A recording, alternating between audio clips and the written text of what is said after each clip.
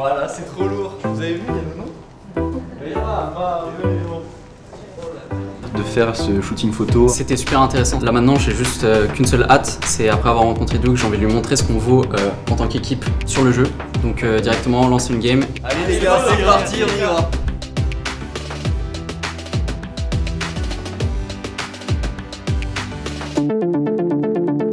Avoir Duke en tant que coach, ça va surtout nous impacter après la partie, alors que in-game, ça ne m'impactera pas parce que je serai concentré sur mon jeu.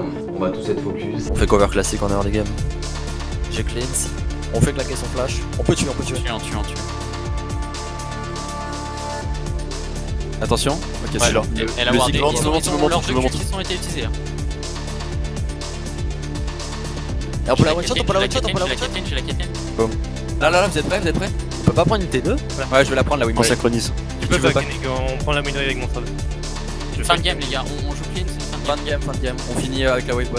Cette équipe, elle est très vocale, elle a plein de bonnes idées, mais ils n'ont pas toujours exactement les bonnes stratégies pour les mettre en place. Et du coup, moi, ce que je vais faire, c'est que je vais leur donner les outils pour mieux réussir et bien comprendre comment est-ce qu'ils peuvent sur la carte évoluer pour pouvoir appliquer ces idées, pour pouvoir aller chercher les objectifs qu'ils souhaitent.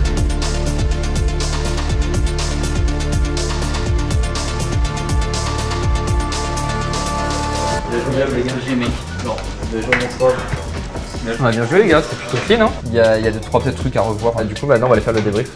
La salle là-bas. Allez, c'est parti.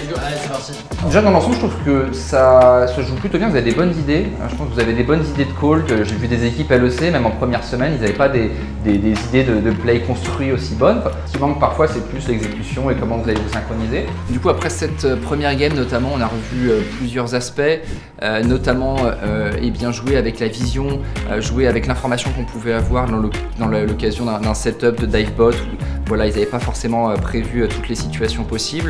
La notion qui m'a le plus marqué personnellement, ça va être la signification de la tempo.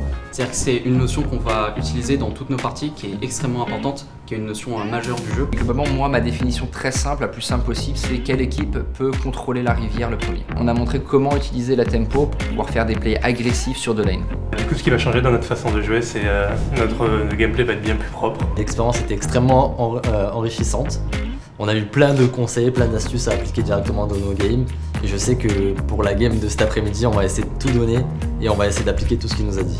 Bon bah maintenant qu'on a revu un peu les fondamentaux, il est temps de mettre ça en place avec une game 2. C'est parti. Allez, c'est parti les gars, c'est parti.